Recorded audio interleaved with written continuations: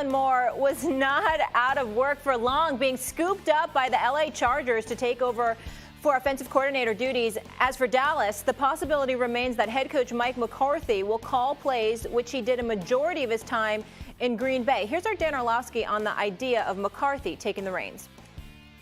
They have to hire an offensive coordinator. You're firing yourself if you don't. This is a team for 2 years in a row that's got clock management issues. Now we're going to take the head coach who's struggled with clock management issues and give him the burden of being a play caller. So 100% hire an offensive coordinator. Stephen A., would it be a good idea for McCarthy to call the plays?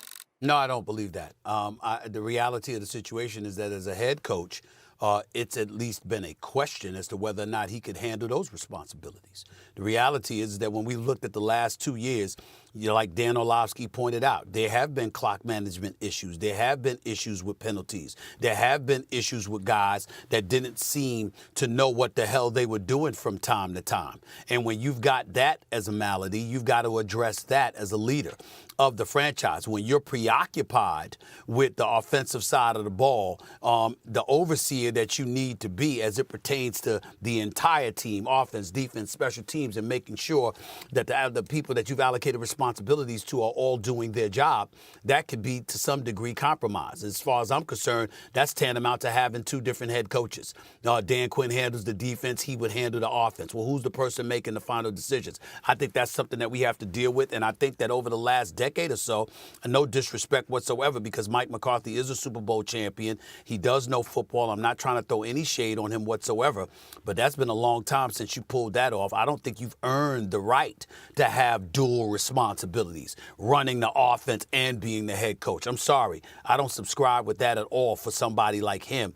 I don't think that's something he's earned, and I don't think that's something that should be allowed. That's my personal opinion. That should be the only thing that Mike McCarthy should be doing, is calling the offensive plays, because he's done it before. When you become a head coach because you were an offense or a defensive coordinator, in my opinion, you don't give that up. You're supposed, even when he came to Dallas, he should have been calling the plays. And I understand Kellen Moore was there and Dak Prescott had a good year, so he said, okay, let's keep that intact. Now they realize, okay, it's probably best for me to maybe get back to doing what I did best. That's how he got the head coaching job in the first place in Green Bay. And I understand at the end, Green Bay was a different situation. They didn't win enough games. He got fired. If you stay long enough, you're probably going to get fired. That's the reality of it. We have a head coach here who's been a head coach. He will tell you that. That is the reality of it. But you call the plays. And in this league, most offensive coordinators that get hired, yes, they're going to hire an offensive coordinator, but they're going to call the plays. The offensive coordinator, submits the game plan in meetings. He sits with the team. He goes over it. But who calls it is important. And if Mike McCarthy believes that he can call the game, he should call the game. Well, wait a minute. Certainly call the game. Wait a minute. Wait a minute. What? When he was in Green Bay, he was vacillating back and forth between calling the plays and letting somebody else do it, no, he didn't wondering do that. whether or not he should do it. He did that at he the didn't do that? end. He did it at the end. At the end, he did it. And then he realized, you know what? I'm going to get fired, so I might as well call it and get fired myself. And then got fired. Well, but they were a bad team, Stephen A. He had something to do with them being a bad team. No, man, no.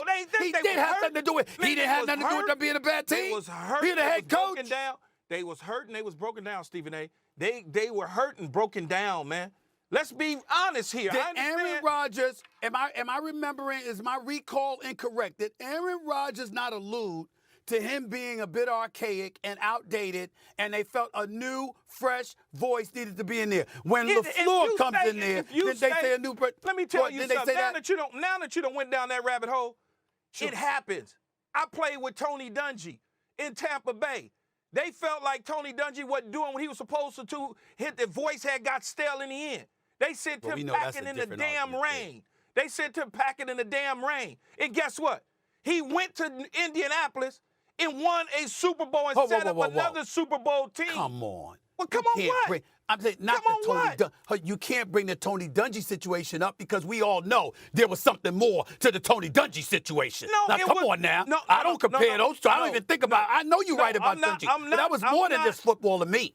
It might have been more than just football, but the reason it was more than just football is because they felt that his message had got stale. Just Yes. like you alluded to Aaron Rodgers. Aaron Rodgers felt as though that message got stale. And so what happens is people want to make change when they don't necessarily need to make change. And what happened? We got a new message in there, and we went immediately to the Super Bowl, and guess what? That damn message got stale. Okay? So all I'm saying is, change sometimes is better. Aaron Rodgers goes to NFC Championship games under Mike LaFleur. Or not Mike, under the heck's his name? LaFleur. I can't even think of it. You got me so heated right now. Under LaFleur. And so when you think about it, you say to yourself, okay, they made that change. They certainly made the change and got better for it. All I'm trying to get you to understand is Mike McCarthy has called plays before. He understands what to do. Now, whether or not he hires an OC just to hire an OC, that's a different situation. But I can almost guarantee you that OC will not be calling the plays. Well, Coach, before we go to you, explain this to me. What the hell is a head coach who's called plays before doing when he's watching his offensive coordinator do stuff that he knows ain't wise? I mean, damn, is he standing there taking pictures?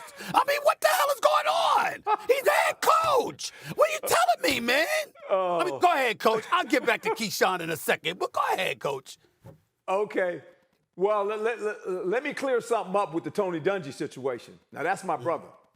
I mean, that's my. He's all our brothers. Okay. He's all our brothers. That situation, and that's all of us. Yes, and that situation in Tampa was a situation that basically fan base and some people in that organization just felt that Tony, because of how his personality, and he's not a guy that's going to holler and scream, that wasn't the personality anymore to get this team over the hump, right? Yeah. Well, obviously that was wrong. Yep. He ended up going to Indianapolis and winning. And Gruden won as well. He won a Super Bowl there with a defense, by the way. Yes, it wasn't the offense that won it, it was the defense. With Sapp in the So yes. I know a little bit about that. I just know a little bit about that. So let's close the chapter on that book. Now, when we get to this next book with Mike McCarthy, it's kind of interesting because Mike was on the staff with me in Kansas City my first time when he was the GA, right? And he came from Pitt with Hackett. I think this. He should call the plays. He can get a guy to manage the game. He can get a guy to manage the game. Absolutely. Tell him when to punt, when to kick. He can do. We got him on the hot seat. Everybody in America has a coach that's won 24 games on the hot seat. So with that being said, he's got a defensive coordinator that's sitting there and everybody's saying, well, if Mike slips up, he'll be the head coach. The defensive coordinator is going to coordinate the defense. He's like a head coach. He ain't got to worry about the defense. He's got a good special teams coach. Go coach the quarterback. Coach the quarterback. Get Dak Prescott to understand the importance of protecting the football and run the offense. Go ahead and run the offense. Why wouldn't you do that? Because I'm going to tell you something, guys, and we know this. And Stephen A., you know this, because you keep them on your show all the time, them dadgum Cowboys. Well, I'll tell you this. If they don't get to the championship game next year, guess what? Mike's going to be gone. Well, you think he doesn't know that?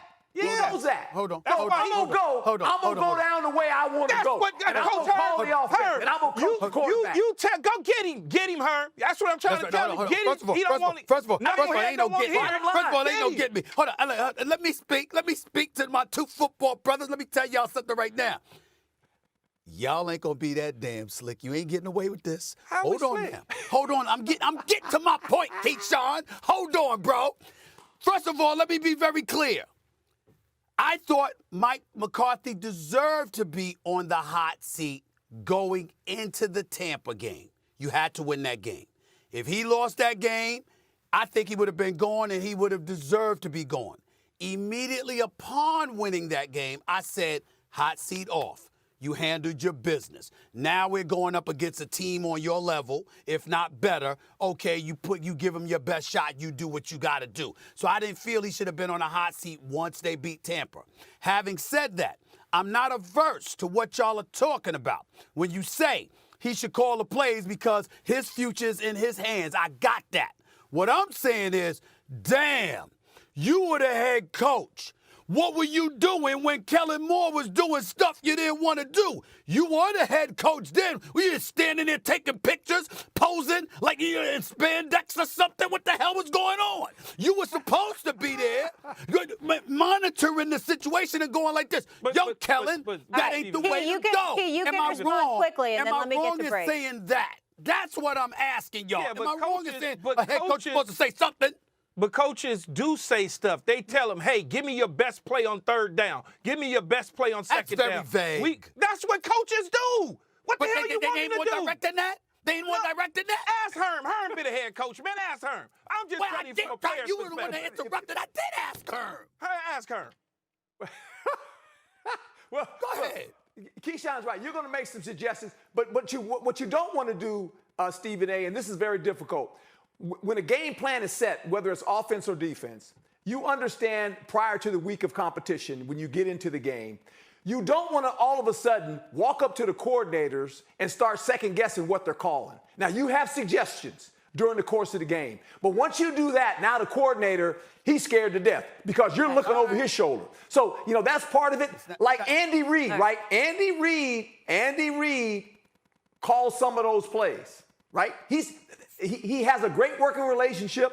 We got to go. Right? With the quarterback.